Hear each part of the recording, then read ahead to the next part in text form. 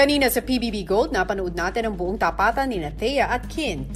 Nagtapatan sila ng galing, bilis at pagkabisa sa pagbuo ng puzzle. I was honestly intimidated kasi Joaquin is very smart. Masyadong malakas yung pagbato ko or yung puwersa po ng pagbato ko.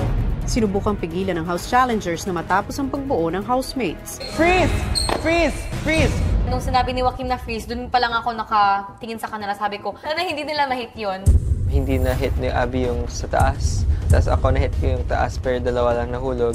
Disappointment talaga yung pinaka-predominant emotion. Pero sa huli, una pa rin nakabuo ang housemates ng kanilang puzzle. Kuya, did we do it right? Kuya, did we do it right? Nabuo ninyo ng tama ang picture puzzle. Congratulations! Thank you. Thank you, Kuya. Masaya po kasi hindi namin inaasahan, Kuya, na talagang mag-workout kami ni Thea.